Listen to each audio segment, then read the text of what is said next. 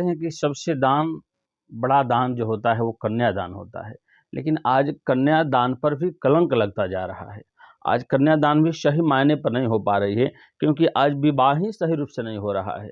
ठीक है, आप कल्पना कीजिए, आज से वर्षों पहले, नहीं करोड़ों नहीं अरबों वर्ष पहले से ये कन्यादान का सिस्टम चलता हुआ आ रहा है।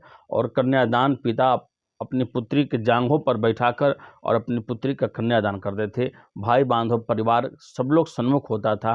कन्यादान के जिस समय पारंपरिक गीत माताएं गाने लगती थी तो पत्थर का हृदय भी किसी का होता था, वो करुणामय होकर रोने लगते थे लोग वहाँ पर। कन्यादान के समय ऐसा माहौल बन जाता था कि हृदय से वह आहे, वह प्रेम, वो भावना आंसू बनकर टपकता था। लेकिन आज कन्यादान भी कलंकित होता जा रहा है। इसके पीछे क्या रीजन है, इस वीडियो में हम जानेंगे।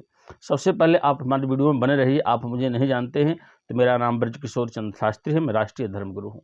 आज ये बात मैं इसलिए बता रहा हूँ कि मैंने बहुत लोगों को देखा और बहुत सारी शादियों को देखा, बहुत सारे लोगों का कमेंट्स हम लोग के पास आ रहा है। कथाओं के माध्यम से भी हम लोग कहीं जाते हैं तो कथा में भी कन्यादान हो रहा है। तो आज कन्यादान के समय भी जो करुणा, जो दया, जो भावना, जो परस्पर नेत्रों से वो प्रेम झलकता था, वो आज लुप्त होता दिखाई दे रहा है। इसके पीछे क्या कारण हो सकता है, यही इस वीडियो में हम जानेंगे। महाशय और प्रिय महान भाव, आप जितने भी लोग इस वीडियो को देख रहे हैं, आप जानिए कि इस पृथ्वी पर सबसे बड़ा अगर कोई दान होता है उसे कन्यादान कहते हैं। और इस धरती पर एक पिता ही ऐसा व्यक्ति है जो अपने घर में एक पुत्री को बचपन से पोस पाल कर इतना बड़ा करके और समय पर उसे किसी और को दान स्वरूप दे देता है। इसलिए समझ कर देता है कि हमारी पुत्री जहाँ जाएगी वहाँ सुरक्षित रहेगी, पवित्र रहेगी और समाज राष्ट्र का विकास करेगी।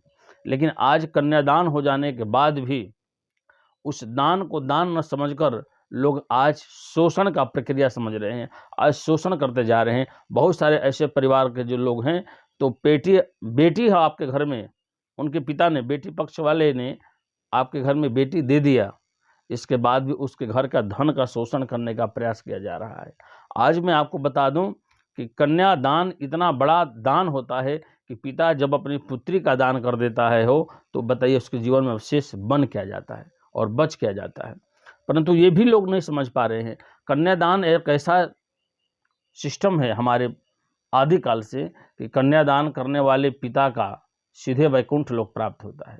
दुनिया में सबको कन्यादान का ऐसा अवसर प्राप्त नहीं होता है, लेकिन कन्यादान के प्राप्त होने के बाद भी आज पिता दुखी होते जा रहे हैं। कहते हैं कन्यादान करने के बाद पिता का सीना चौड़ा हो जाता है कि मैं संसार का श्रेष्ठ व्यक्ति हूं कि मैं कन्यादान कर रहा हूं।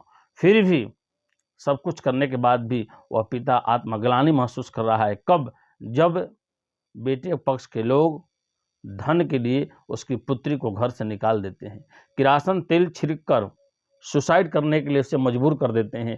पिता को इतना टॉर्चर किया जाता है कि कभी कभी पुत्रियां अपने आप को, शरीर को शांत कर लेती है, समाप्त कर लेने के बारे में सोचने लगती है। बताइए ये कहाँ तक सही हो सकता है?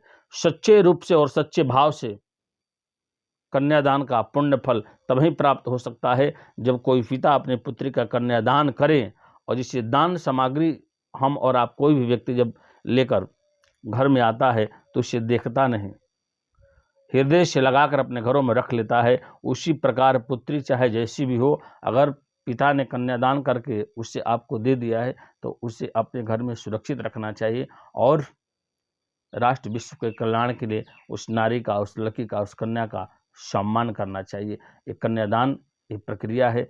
कन्यादान पर मैं बहुत कुछ कह सकता हूँ, लेकिन मैं फिलहाल इतना कह रहा हूँ कि संसार में एक पिता ही, एक पुत्री का पिता ही सर्वश्रेष्ठ व्यक्ति है, जो धन, अन्न, वस्त्र के साथ साथ, सोने चांदी के साथ साथ भी अपने सबसे प्रिय पुत्री का दान करके और किसी के परिवार चलाने के लिए अपनी पुत्री तक दे देता है। वही कन्यादान होता है और उस कन्यादान के द्वारा ही संसार में हम और आप विराजते हैं।